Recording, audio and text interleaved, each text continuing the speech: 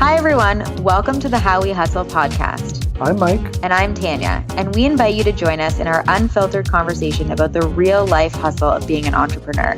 For more information about the podcast, check out howwehustlepodcast.com. Make sure to check us out on Instagram at How We Hustle Podcast. You'll find information on new episodes as well as notable quotes from the episodes we do.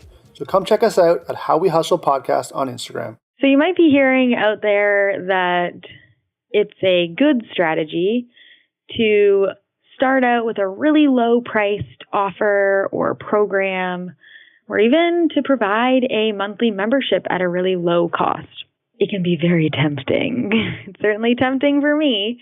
I've wanted to do it pretty much the entire time I've had a business, but there are many times that I actually stopped myself from going down that path. And today we're going to talk a little bit about what pricing your programs or services lower than everyone else in the industry, what the result of that is.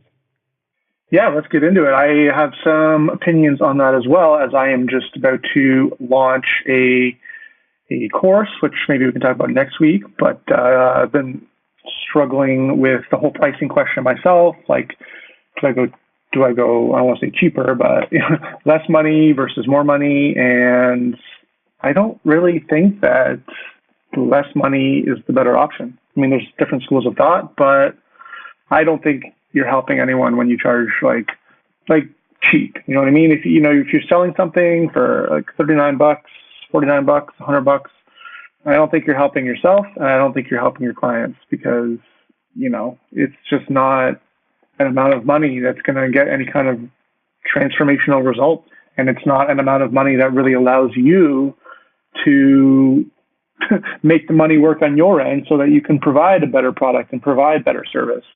Yeah, I think that's like one of the biggest mistakes I made going into starting a group was I was looking at it like, how can I provide my services to more people and make it more accessible to other people to get my help if it's not going to be one-on-one? Because I never started my business wanting to do a group. I was actually pretty against it. I was like, I love working with people one-on-one, but I realized that one-on-one is not accessible to so many people. So I figured, okay, I'll do a group. It will be more accessible. But I never looked at, is this a good use of my time? Am I making enough money to continue to offer this course based on how much money I'm making? So like, how much time am I spending? How much money am I making? And is it a good use of my time? Or should I really have just spent that time doing one-on-one? Because there are like endless amounts of people that are ready and willing to invest in one-on-one. And that's kind of where the whole aspect of starting with a low offer comes from, is your mindset around the solution that you're offering. Like, can people afford me? Especially when you've been hearing people say, I'd love to, but I can't afford it. I love to, but I don't have the money. I love to, but I need to make more money before I'm able to do that, right? Like, that is probably the number one thing that people hear on a sales call or anywhere else, is that I can't afford it. And how do you deal with that? So most people will say, okay, let me just lower the price. Let me offer a lower priced service or product. And we would assume that will eliminate that objection. Now people got what they wanted. Now you're offering the services for a lower price. And then you run into this instance where still people are saying, I still can't afford that. I still can't afford that. I still can't afford that. And you're like, well, how low do I need to go in order for them to say yes? Problem is, it's not about the money. It's not the price of the product or the service that is causing people to say, I can't afford it. Yeah, I don't think the price is ever, I don't think that objection, I think you could charge $2 and people would still say, I don't know. Yeah, absolutely. It's still $2. Absolutely. And the lower you go, the more you're actually devaluing the services or the program or the product on your own. The more you discount it, the more people expect it and don't value it at the same price. Even so much as, I know this is a weird one, but like even toilet paper. Like, I never buy toilet paper unless it's on sale. because I know it's going to be on sale at some store sometime soon. So why would I pay full price when I know it's going to be like less than half what it is right now? I'm no longer ever going to pay that kind of money for toilet paper. They've just trained us to know that it's not that, it shouldn't be that price. You don't have to pay that. So now they've actually taught me that it's not worth that. It's not worth that amount of money. And now they'll never be able to sell it to me for more money unless like every single person never discounts it again. Well, the way I look at it, like, why are people buying what you do, right? They're buying it because they want to get some kind of outcome. So for them to get an outcome, you need to be providing some kind of transformational service or coaching or whatever. And the lower you go, the less likely that is to happen. Like, if you buy a course for not very much money, you're probably not even going to go through it. You know what I mean? Like, you always say the investment has to be uncomfortable. You know, if I buy a course for $1,000, like, I'm going to go through the course. I'm going to poke through every corner of it, and I'm going to take it seriously because I just spent $1,000 on it. Even more so if actually, I don't even want to say even more so, because if I spend $5,000 on it, I'm still going to do the same thing. I'm going to go through it, but the more you spend on it, the more likely. Threshold for that. Yeah. Everyone has a threshold. So, like, Mike's threshold is $1,000. If he spends $1,000, he's going to go through it.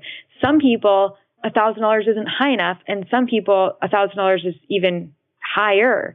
Like, some people it might be 500. Other people it might be 5,000 is their threshold. Yeah, and like, at that price, they are getting help, because this is assuming that like what you're offering is good. You know, if you're not selling something good, you probably shouldn't be selling it at all, because there's really just... We're not talking to you. Yeah, no, I mean, this is just, you're going to crash and burn no matter what if what you're selling isn't good. But if it is good, then like, you're really not doing yourself any favors. And if you're selling it for cheap, you're just setting the bar low as to what people are going to expect of you going forward. So if you give away all your best stuff for cheap, then what's next? You know what I mean? Like, where are you going to go next? Why would someone invest at a higher level in the future if you've just given them everything?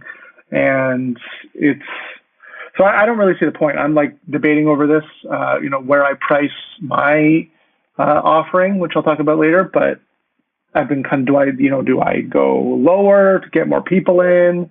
But I don't see how I'm helping anyone by going lower. I'm not helping myself, because then I can't really advertise effectively if I don't have if the money doesn't work there, and I can't, I have to be able to, for my time to work out, to be able to like give my best effort and give the best I have for the people that are paying. Because the more somebody pays, the larger lifetime value of that customer or new client, that means that you can spend more to acquire them. So the person who can spend the most money, and I don't mean like just money, but like time and money are similar in the sense that like it's going to cost you something. But the person who can spend the most energy, money, time to acquire someone is the person who's eventually going to win, the person. Like, if it takes more money to woo them, if it takes more money to, more time to overcome some of their objections, if you put in the time and energy to acquire this person and you can do it for longer than someone else, you're the person that they are going to choose. If you are very limited in how much money you can spend to acquire a new client, it's going to make it that much more difficult for you, because now you've warmed them up to the sense that this is what they need, but then someone else is going to reap the benefits of your warming up, because now they're the ones who are going to strike while the iron is hot that you couldn't finish. You aren't able to finish the work you put in to warm them up, basically. And I think that that's where you're going to lose people, and you're not even going to know that you're losing people, because they're also going to compare your price to other people's prices. And we have just been taught from very young that things that are more expensive are of better quality, are of more use to us, that we'll be able to use them for longer, or they'll have more useful stuff in it. Like if you spend more money on an appliance, you assume that it's going to last longer. You assume that you're going to get more bells and whistles. You assume that you're getting better quality. Maybe that assumption isn't always correct, but that's the assumption that this society has taught us to have. And so if you're the cheapest option, you think that people are going to choose you because you're the cheapest option. But in fact, they're not going to choose you because you're the cheapest option. And they don't, as you said before, Mike, before we started recording, people don't want cheap. You know, we don't want cheap. We want value. We want a good deal. We want quality. So instead of creating your pricing around what is the cheapest that someone is willing to spend, or how can I be lower than all of my competition, you're playing a dangerous game of losing out and making less money at the same time. Yeah, like if I want to buy a course, if I want to learn how to do Facebook ads, and I see a course for $99 and a course for $999, I'm just going to assume that the $99 course is no good. And I'm also going to assume that, like, it's not worth my time to go through that course. You know, if I'm going to buy a course, it's not just the cost of the money, but it's the cost of the time for me to go through it and learn it and implement it. So I don't want to spend my time and energy on a course that is $99. I would rather spend my time and energy on a course that is $1,000, because I assume that it's going to be worth my time, and the outcomes that are going to come from that time investment are going to yield an ROI. So, yeah, it's also a good point for you about the commitment aspect. Like, who are you trying to attract? Do you want people who are committed to putting in the time, energy, and money that is required to learn or to get that some sort of solution? Or are you just attracting or want to, like, is your dream client the people who are, well, that could be good, but they're not actually committed and have not been searching for this thing? Like, there's a difference between I'm committed to doing whatever it takes and I'm just dipping my toe in the water. Are you attracting the dipping their toe in the water people, or are you attracting the people who are committed and are going to take this seriously? The people that are dipping their toe in the water are the ones that are going to give you the most trouble, for sure. Mm-hmm. They are going to ask for refunds. They're going to, just kind of be annoying. Yeah, and they're not going to have maybe taken the process so seriously in the beginning. Like we were talking before we started this, was about, what do you call it, the anti-sell or qualifying, right? Mm-hmm. And I think that that's something that's really important too, is qualifying who your offer is good for and who it's not for. And, for lower price, they might ignore that qualifier and just then get into the course and be like, oh, not really for me, I want a refund. But I think you want people to really take that seriously and only join if it's right for them. Yeah, that's a good point also about the fact that you don't need to convince people. You're really just offering, this is what's available for the people who are ready. And if you're not ready, you're not in this group of people. So this is not for you.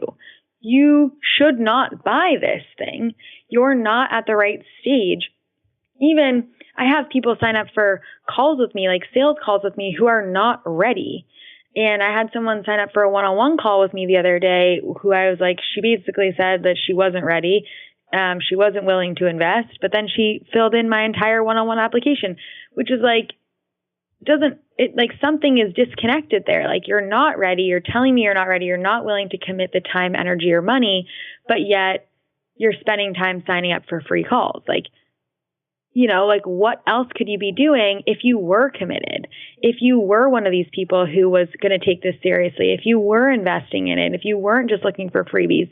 The other thing a lot of my clients and I have been chatting about lately is about the people who are always going to go with the cheapest, freest option, who are not willing to put in almost any money into the change that they want, whether it's weight loss or relationship building or business. Like, it can be so many things. Like, some people are going to pay for a gym membership. Some people are not. Some people are going to pay for some sort of healthy subscription or a magazine, and some people are not. Some people are just going to go the free route forever. Some people are going to join free Facebook groups forever, and they're never going to join a program. Like, those are not our people, and we can't help everyone. If somebody is not willing to invest anything into the change that they desire, other than like, woe is me, I'm always trying, I'm always signing up for the free thing, but you're never moving forward, like, we can't create for those people, because even though they think that one day there's going to be somebody who comes along that they're like, you're the person, it's not that. It's that they are going to struggle enough that one day they're going to say, I'm done with the struggle. I'm done with the free stuff. I'm ready to be serious about this. And if you don't invest in your business, you can never expect anyone else. If you don't invest in your health transformation, no one else is going to get on board with you. If you don't invest in your own dating, I mean, I go through this all the time, right? Like, I'm like, I don't want to go on dates, but I'd like the end results. Well, until I overcome my like resistance to going on real dates with people, then I'm not going to meet anyone. Right? Like, I can't complain about something that I'm not actually willing to do, because people around me are just going to get annoyed by that. Like, eventually you need to take it seriously and do something differently, whether it's like invest in a matchmaker, or, you know, invest in some going out clothes, or invest in going on dates yourself or organizing them. And like, you know, all these different things, like invest in a hobby, invest in a trainer, invest in a new cookbook, invest in a food subscription. There are so many things that will take your transformation to the next level. But the people who are doing it always free are never going to get there. And like, they're not the people that we're creating for. And so to say that we're only going to provide this, or to offer, to want, to desire to provide this lower priced or lower end offer, is basically lowering our energy to those people who are not even willing to invest in the transformation themselves. So why are we investing in their transformation when they're not? Yeah, I think it's like part of the mindset too, is that we trick ourselves into thinking that you know, there's only buyers out there for low end stuff. And, you know, I do that sometimes. I'm like, well, is there anyone out there who's, you know, willing to pay $1,000 for this? But like, of course. And I like to use the example of like cars, you know what I mean? There's dealerships, there's like Honda dealerships, and there's Audi dealerships, and there's Porsche dealerships. And it's like, it's not like one's better than the other. They just serve different markets. And Maserati, they're not trying to serve the Honda crowd. It's not what they're doing. They're trying to offer a level of service and, you know, provide a transformative car experience to those who are willing to invest in, you know, their. Yeah, and the thing about that I always think is like, other people's finances are not our business. So there are people, because like, I know we take this on as like, oh, but can they afford it? It's not our business to decide if somebody else can afford our services or that car. It's none of your business how somebody else spends their money. It is literally none of our business. So to ask, well, can they really afford it, is sticking your nose into someone else's finances. There are people who make regular, everyday salary that buy exotic cars. Number one, you don't know how they bought that car. It could have been a gift. They could have won it in a lottery. They could have purchased it used. Like, there are so many ways that people can purchase things that it's none of your business how they did it. It's none of your business what they spend their money on and what they don't. Maybe they drive an exotic car and they live in like a shack. Like, who cares? That's their business. Maybe they go on really expensive vacations, but they have a beater car from the 80s. Like, it doesn't matter because that's their business. So instead of questioning, like, can someone afford my services, really look at, like, can I afford to provide these services? What are these services worth? What is the solution valued? Like, what is the value of this solution that I'm providing? And there are people who can afford everything, and there are people that cannot afford anything. So there will always be people who say, I can't afford it. Some people who are spending their money in different ways.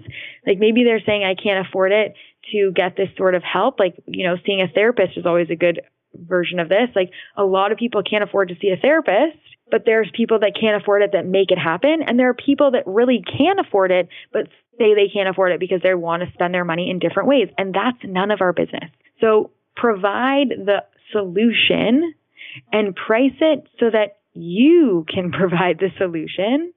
And what is the solution worth to your dream client? And there will be people that buy it that can't afford it, but will find a way. There will be people that can afford it that say no. So forget about what other people are going to think of your price and choose a price, make it something that's a little bit uncomfortable for you and a little bit uncomfortable for other people. You do have to believe that it's such a steal, but it also needs to feel a little bit uncomfortable for you, because eventually if you price it too low, you will feel like you got the short end of the stick. And that is not good for anyone. If you are showing up like you didn't get paid well to do this or to create this or to provide these services, you need to feel like you are being paid well for the things that you are doing. And even if it feels a little uncomfortable to sell it, in the end, it's going to be better for your clients if you're being paid well and they're paying something that makes them feel a little uncomfortable so that they show up as well. Totally agree. I think what you got to do is provide something that is in line with the value you want to charge, and then the right people will come. And that's a wrap on another episode of How We Hustle. For more information, check out howwehustlepodcast.com.